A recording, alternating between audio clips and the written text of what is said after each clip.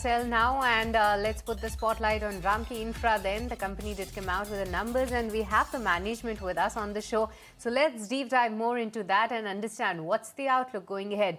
Let me welcome Mr. Sunil, Nair, CEO of Ramky Infra, joining us on the show. So Mr. Nair, firstly, when I look at your numbers, help us understand why there's a decline in your revenue.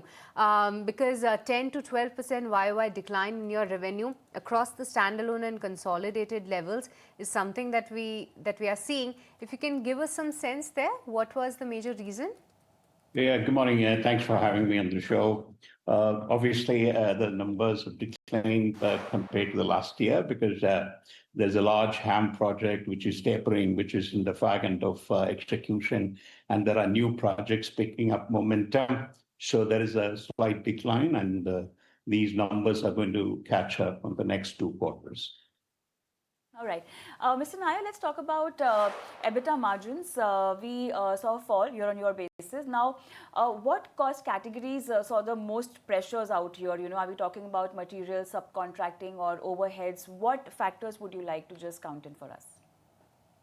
No, I think there is an overall improvement where strategies to improve our execution capabilities. I mean, be it value engineering, be it as improvement in our supply chain, be it on the productivity and the construction side. I mean, we see an overall improvement, and going forward, the new projects which are well-disciplined execution methods, and we are bringing in AI and digitisation into our execution, and you will see that reflecting in the next 2 quarters.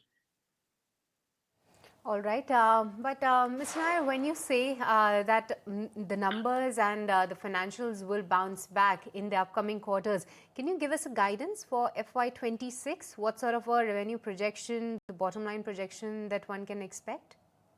We expect about 25-30% from the previous year because we have received a very large water project which is going to come into execution in the next quarters.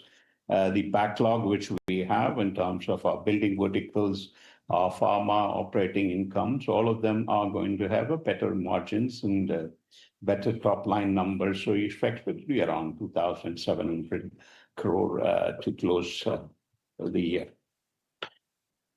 Sure. The quarter also shows strong operating cash flows. Now, just to understand, is this trend sustainable or driven by one-time events? Oh, it's quite focused on, because we look at our models. We have a very steady cash flow from our OPEX operating assets, which are generating a very good steady cash flow. And the HAM model projects today are now whatever is tapered is going to start the annuity and the O&M. And the new one, which we are currently under execution, that are going to generate a decent amount. So it's quite sustainable for the coming years. Why don't let's talk about your newer projects that you are looking forward to in sense that how is your project pipeline looking like? What's the current order book and what's the visibility?